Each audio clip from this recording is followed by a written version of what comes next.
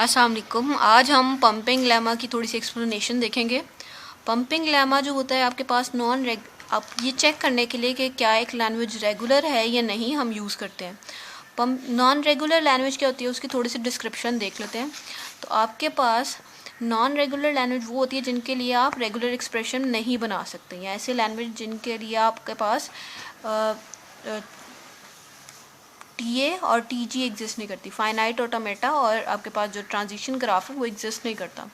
और ना ही आप ऐसी लैंग्वेजेस के लिए रेगुलर एक्सप्रेशन फॉर्म कर सकते हैं। हमने एक लैंग्वेज देखी थी एक्सप्लेनेशन में कि आपके पास अगर ये लैंग्वेज है जो है ANBN, तो इस लैंग्वेज के लिए आप रेगुलर एक्सप्रेशन फॉर्म नहीं कर सकते। तो ये आपके पास एक नॉन रेगुलर लैंग्वेज है। तो अगर आपके पास एक लैंग्वेज एग्जिस्ट करती है और आप ये चेक करना चाह रहे हैं कि वो रेगुलर है या नहीं, तो आप पंपिंग लेमा यूज़ करते हैं।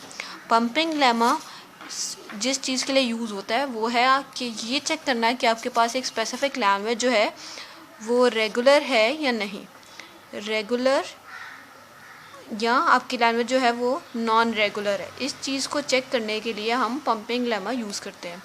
पंपिंग लेमा की जिस तरह से हम यूज़ कर सकते हैं वो देख लेते हैं।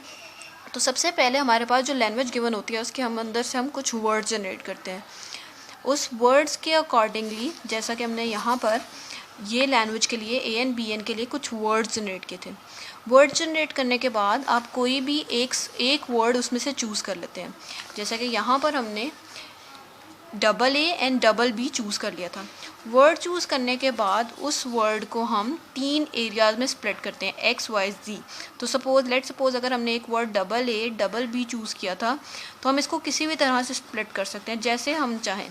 तो हम सिर्फ इसको X रख लें, इसको Y रख लें और इस वाले पूरे पार्ट को Z बना लें। ये आपकी मर्ज़ी के ऊपर है, आप जैसे मर्ज़ी उसको स्प्लिट कर लें।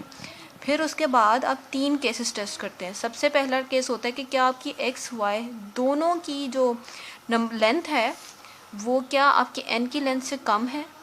तो यहाँ ये टोटल लेंथ जो होती है अब ये आपकी N की होती है, और ये स्पेसिफिकली X और Y को चेक करते हैं। देन Y वाला केस होता है और लास्ट में आपके पास W का केस होता है। ये केस एक्चुअली आपकी पंपिंग लेमा से एसोसिएटेड है। तो आप यहाँ पर मिडल में चीज़ों को पंप कर रहे होते हैं, Y की जगह पर चीज़ों को पंप कर रहे होते हैं, और आप ये देख रहे होते हैं कि क्या ये जो नए वर्ड्स बनने ये आपकी लैंग्वेज का पार्ट हैं या नहीं। अगर यहाँ पर जो नए वर्ड्स बने वो आपकी लैंग्वेज का पार्ट हों तो आप उसको मल्टीपल टाइम टेस्ट करें और हर वर्ड आपकी लैंग्वेज का पार्ट हो तो आपकी जो लैंग्वेज है वो रेगुलर होगी। और अगर ऐसा नहीं हो रहा तो आपके पास जो लैंग्वेज बनेगी वो नॉट रेगुलर होगी।